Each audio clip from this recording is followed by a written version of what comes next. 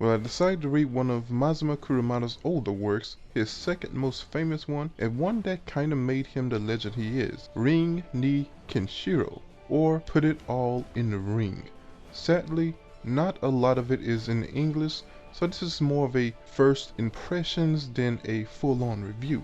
Now the story centers around Ryuji Taken and Kiki Taken, children of a legendary boxer that passed away. Ryu, a young, shy, quiet kid, and Kiku, a high-energy, tough, in-your-face, yet silly character who is Ryu's sister, but more importantly, coach, who wants him to be a tough guy and a fighter like their father. But Ryu is resistant.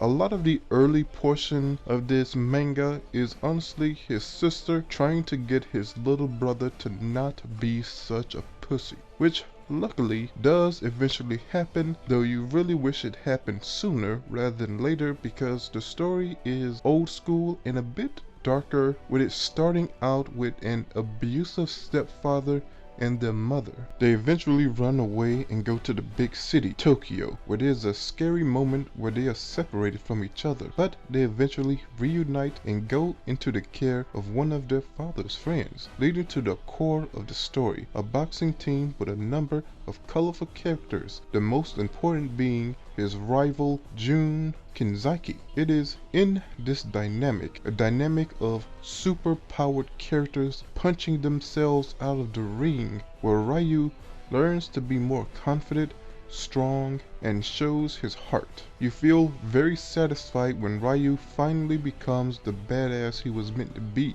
And of course, his sister is still his coach, and she grows to be more understanding of his brother and learns more to be a better coach. Now, my overall positives and negatives, one thing I respect about Kurumada and older writers is these works are pre-internet, pre-Google, so they had to do some real research on things like mythology, and in the case of ring boxing, they had to actually know boxing history. Though some of the information is of course outdated, but it was still nice to get some boxer facts that even I did not know as a boxing fan. If I were to say what this story does better than Saint Seiya is, while this is a boxing story, so nothing really on lore and design here, but being pretty much focused on 3 or so characters at a time, it gives a lot of time for character development. And I like or enjoy all the characters in this story, even if they are evil Nazis. They have enough time and personality given to them for you to care about and be real characters. I like how old school it feels. This was definitely a time where you could get away with a little more and show some dark themes here and there and maybe a titty or two.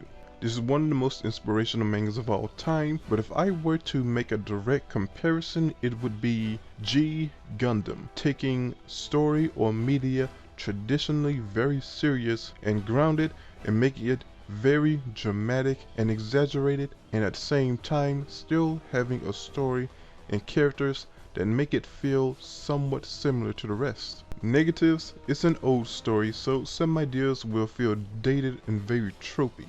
I mean, I guess you can't have a boxing manga without at some point the character punching a tree and them catching it. I guess that's just illegal. The art, while it gets better later on and kinda charming, it's still, old school. Absolutely do not watch the anime first. I cannot stress that enough. It skips volumes of the manga, and you will just be lost with characters you could care less about. Do not watch the anime first. Overall score, I give my impression of this manga a solid B+, but I like Saint Seiya, G Gundam, and boxing, so of course it just hits harder for me. Everyone else probably like a B, but if you're looking for some sports manga to read, I think it's worth checking out.